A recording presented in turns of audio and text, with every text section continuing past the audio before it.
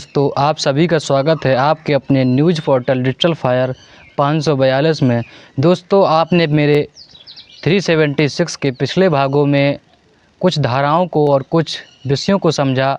अब हम आगे भाग में समझेंगे कि किस प्रकार से आगे की जो प्रक्रिया होती है आर्टिकल 370 में वो क्या होती है।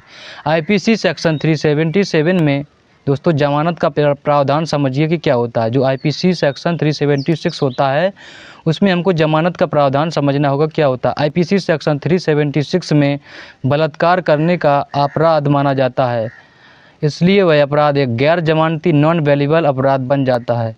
ऐसे अपराध को बहुत ही संगीन और ख़तरनाक अपराध के रूप में देखा जाता है, जिसमें दोषी पाए जाने पर व्यक्ति को कठोर सज़ा दी जाती है दोस्तों। इसलिए धारा 376 में रेप क्राइम में आरोपी को जमानत मिलना बहुत ही दोस्तों मुश्किल हो जाता है।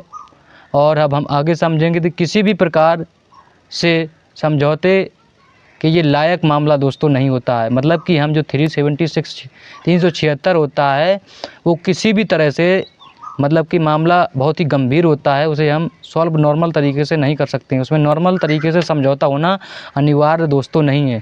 यदि किसी भी व्यक्ति को कोई भी लड़की झूठे रेप केस में फंसा देती है दोस्तों, यदि किसी भी लड़के को कोई भी लड़की झूठे रेप केस में फंसा देती है या फंसाने की साजिश करती है, उस स्थिति में यदि आपके पास खुद को बेगुनाह साबित करने के लिए सारे सबूत हैं तो आप जमानत के लिए दोस्तों हाई कोर्ट में अर्जी दायर अग्रिम जमानत की याचिका दायर कर सकते हैं। अब हमें समझना होगा क्या जो धारा 376 होती है वो पत्नी पर लगती है। धारा 376 पत्नी से बलात्कार दोस्तों करने पर लगती है, अन्यथा नहीं लगती। समझिए, दिल्ली हाई कोर्ट ने आदेश दिया कि 15 वर्ष से कम उम्र की महिला के साथ विवाह करने के बाद जब कोई व्यक्ति संभोग क्रिया करता है तो उसमें जो होता है, जो आपकी आर्टिकल 376 होती है वो लगती है या नहीं लगती है, हम विस्तार से आगे समझेंगे। तो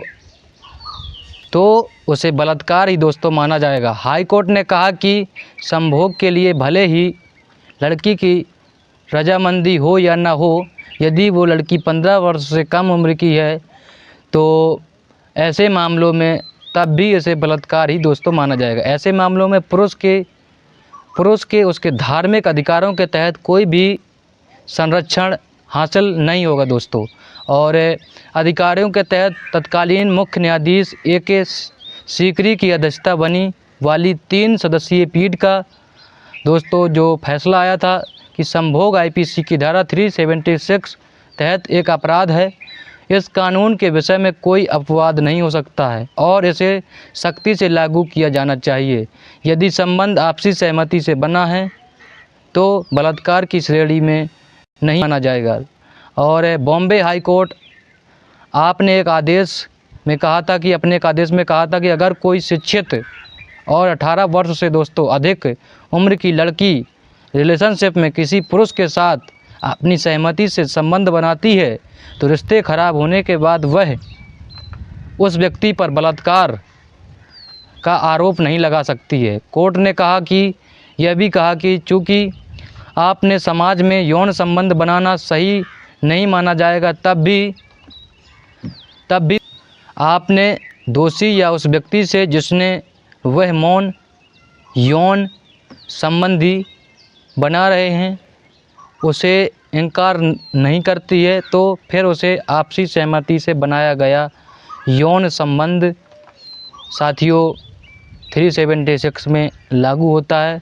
तो सभी सम्मानित देशवासियों को मेरा अनुरोध है कि आप लोग डिजिटल फायर पोर्टल को सपोर्ट करें और सहयोग करें तन मन धन से। साथियों, सोशल मीडिया ही बहुजन मीडिया है, इसको आप सभी को ताकतवर बनाना है और लाल कलर का बेल आइकन होगा उसको प्रेस करें और जो डिजिटल फायर पोर्टल है उसको सब्सक्राइब करें। सब्सक्राइब करने में दोस्तों आपका कोई भी पैसा रुपया नहीं लगता है। नमस्कार, जय हिंद, वंदे मातरम।